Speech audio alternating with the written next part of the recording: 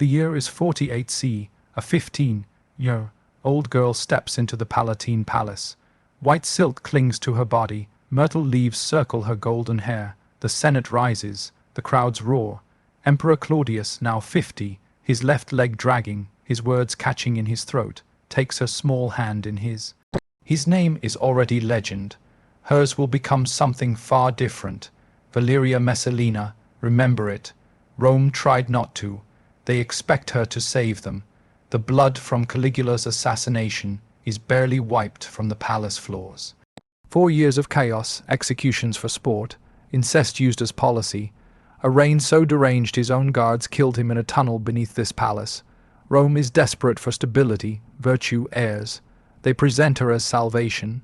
But within 10 years, she will twist this palace into something ancient writers struggled to describe without shaking. Senators will become her captives. Aristocratic daughters will enter her chambers and return quiet, changed, broken, carrying secrets to their graves. She will hold contests that would shock trained prostitutes. She will run blackmail operations on a scale that would stun modern intelligence agencies. She will even marry another man while still empress, in broad daylight, with witnesses, almost daring Rome to stop her. And when Rome finally does, her statues will be dragged out and smashed, her name carved off every inscription, records rewritten as if she never existed. Damnatio memoria, damnation of memory. Yet here you are 2,000 years later, still listening, because the things Rome tried hardest to erase are the things we can't stop digging up.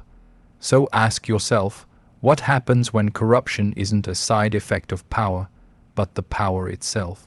Rewind to 38 C. The forum buzzes with voices, merchants selling silk, senators arguing about grain, kids weaving through stone columns.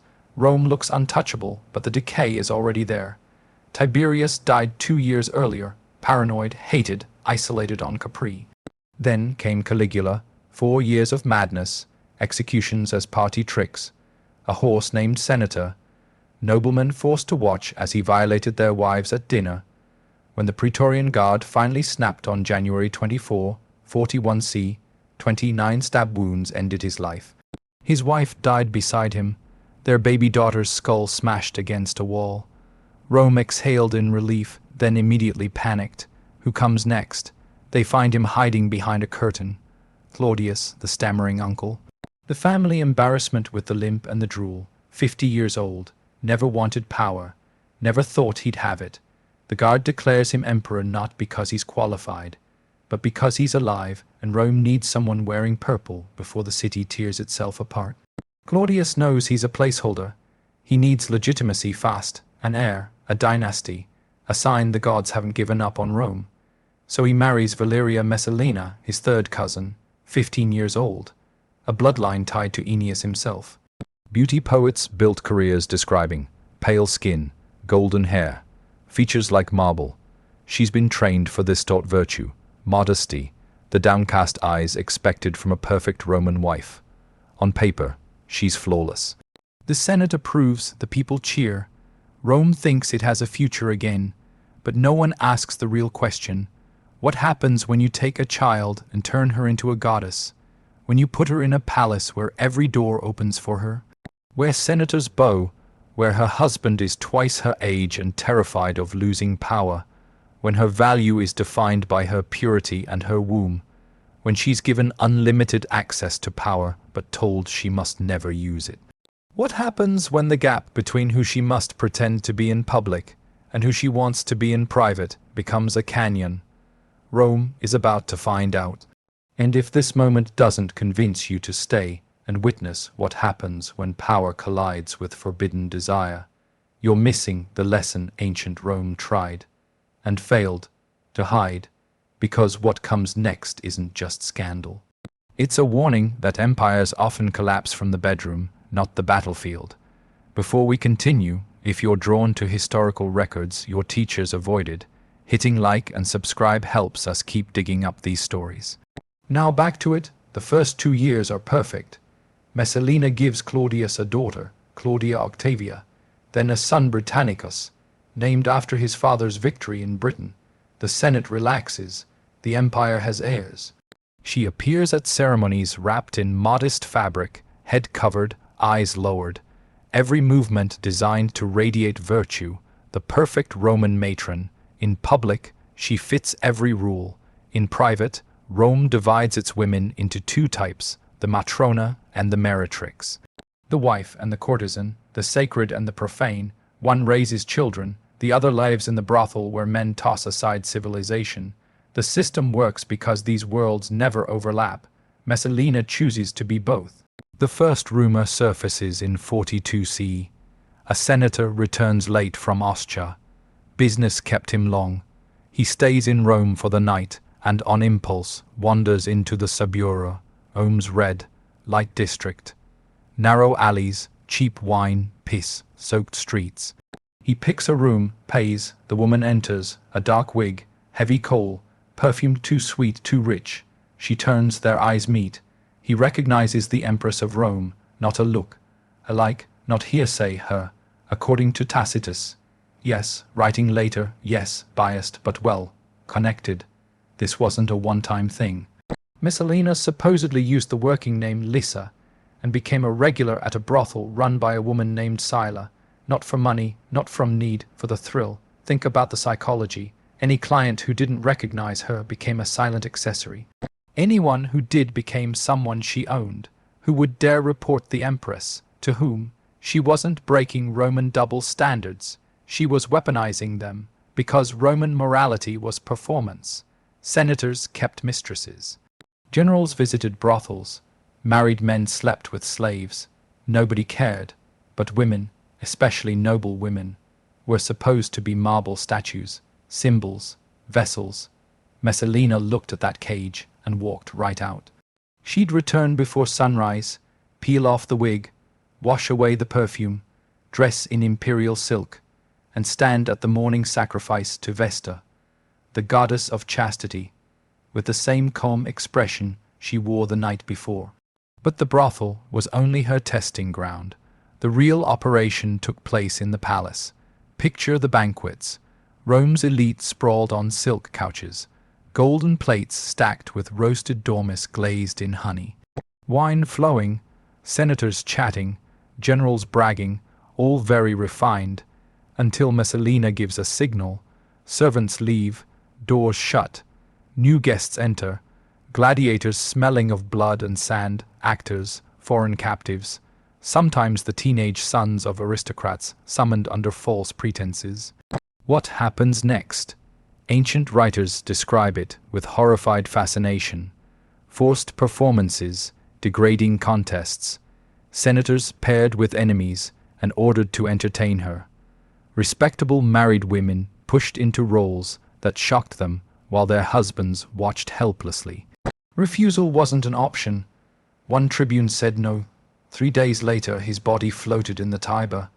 A nobleman tried to leave early. His family lost their estate by week's end. Word spread, the Empress doesn't accept no. Then came the infamous contest. Pliny the Elder records it in passing, as if noting a strange animal. Messalina versus the most famous prostitute in Rome. Sila again, not for money, for pride. Who could take more partners in one night? 25. Messalina won. Pliny writes it like he's recording a natural disaster. Clinical but horrified. Was it true, exaggerated, propaganda? We'll never know. But the rumor stayed alive because it expressed something Rome didn't know how to explain. A woman using sexual power not as submission, but as domination. Rome had no vocabulary for that, so it turned her into a legend. Meanwhile, the palace became a theater of control.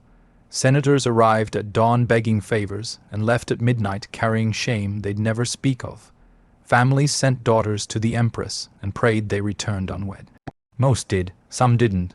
Nobody asked questions. By now everyone understood the system. Messalina wasn't just exercising power. She was collecting it, person by person, secret by secret. She didn't need the Senate's loyalty. She owned something stronger, their humiliation. Humiliation doesn't shift with politics. It stays forever, and through all this Claudius worked. Building aqueducts, reforming courts, expanding into Britain. A competent emperor everyone underestimated. Does he know? Of course he knows. Rome is whispering. Senators are talking. His own freedmen are begging him to do something, but what options does he really have? She's the mother of his heirs. Moving against her means admitting to the entire empire that he's been humiliated. It risks civil war. It proves every critic right, that he was always too weak to control even his own household. So he does what powerful men across history do when the truth is unbearable. He looks away. He throws himself into work.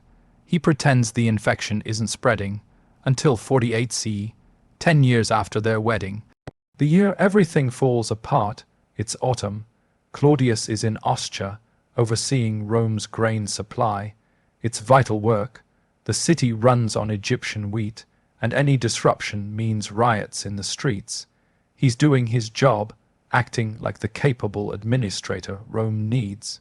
Meanwhile, back in Rome, Messalina is getting married, again, this time to Gaius Silius, consul, designate, one of the most powerful senators in the empire. Young, attractive, ambitious, everything Claudius is not. And here's the detail that breaks your brain. She doesn't hide it. This isn't a secret affair. It's a public wedding ceremony, witnesses, contracts, official vows, all while she is still legally married to the Emperor of Rome. Ancient writers describe it in almost stunned slow motion. Tacitus talks about the disbelief, that frozen moment when Rome's elite watch the Empress stand in daylight and take another husband as if the law, tradition, and the gods themselves no longer applied to her. Was it a power move, a quiet coup? Did she believe Claudius was too weak, too afraid to respond? Did Silius think he could become emperor by marrying the emperor's wife? Or had Messalina reached a place where breaking the rules was the entire point, where the thrill came not from secrecy, but from openly daring Rome to stop her? We don't have her inner thoughts. We only have her actions. And those actions hit a limit even for Rome, corrupt, tired, and compromised as it was. Narcissus, Claudius's most trusted freedman, hears the news first. He rushes to Ostia and finds the emperor bent over grain accounts.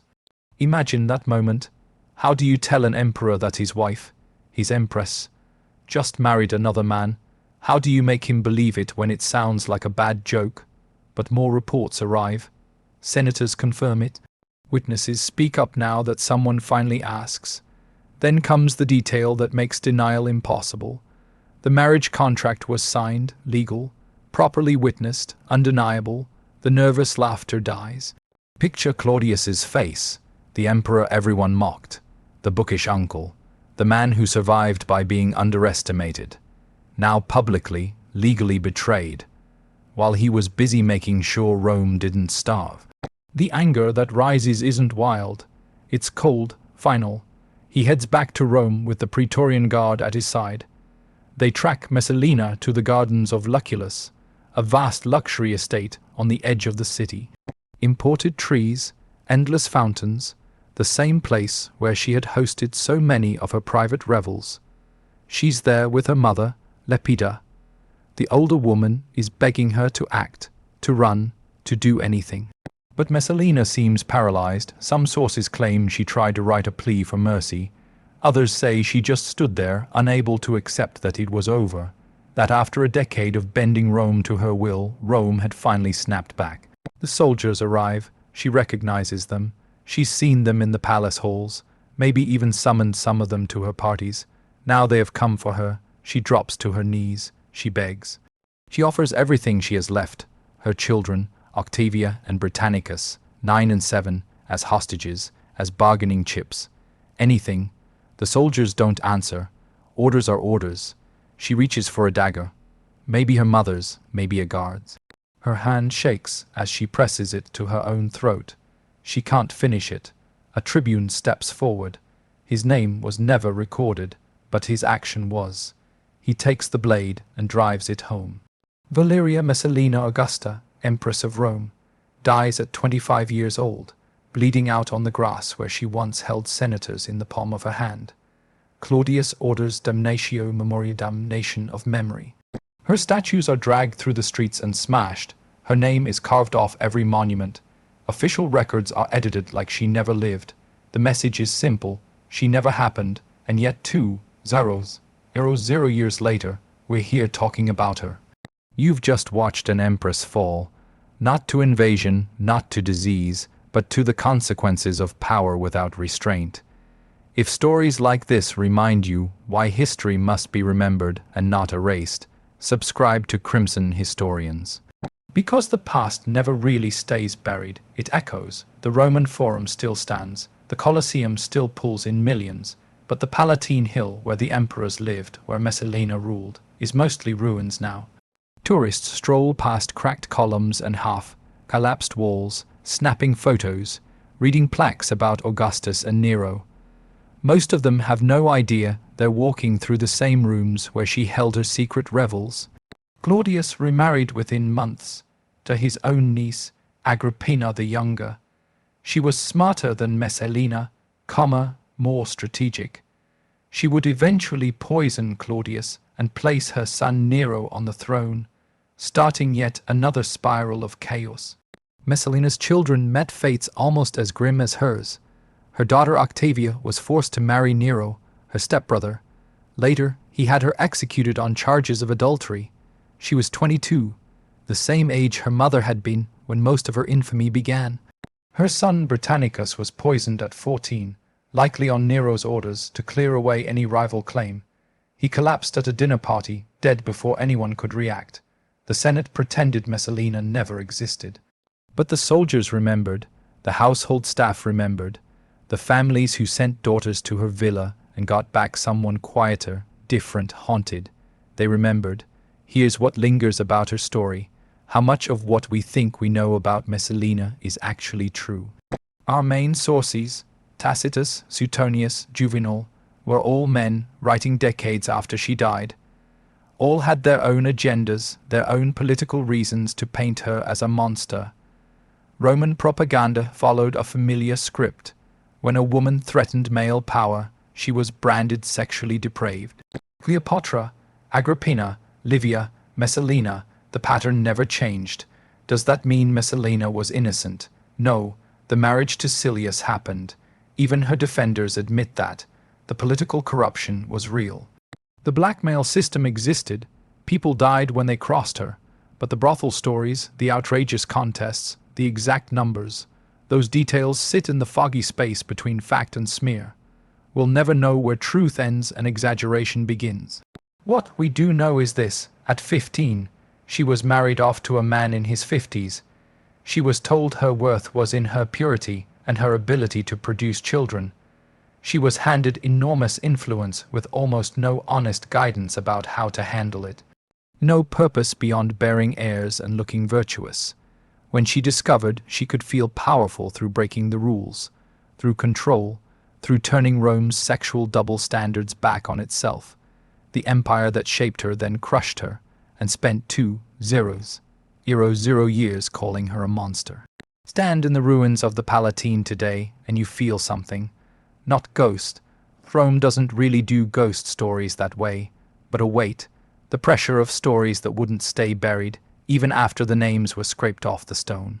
Because here's the real truth about damnatio memoriae: it doesn't work. You can smash statues, erase inscriptions, edit the records, but you can't erase the lesson. Messalina's name was supposed to disappear.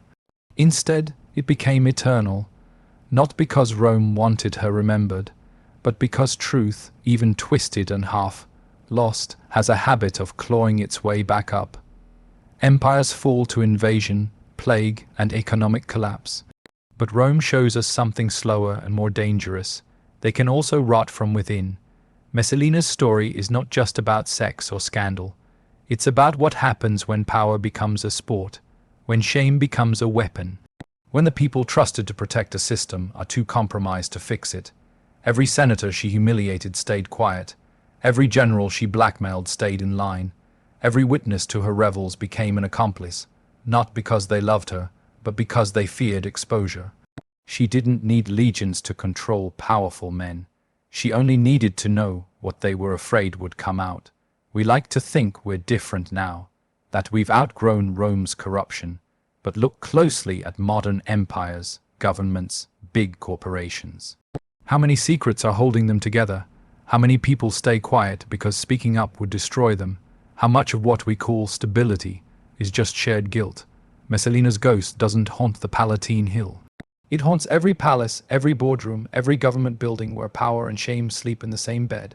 About 100 years after her death, Marcus Aurelius wrote something while he was emperor, trying to make sense of Rome's endless loop of virtue and decay.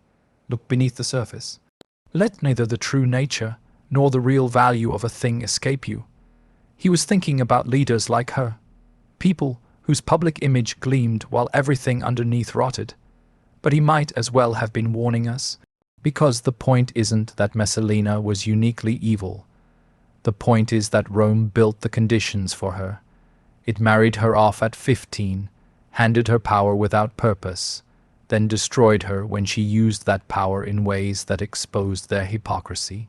Her name was erased, her story survived, and 2-0 years later, we're still trying to understand what it means when the guardians of virtue become the architects of its collapse. You've just followed one of history's darker threads, a story Rome tried to bury and failed.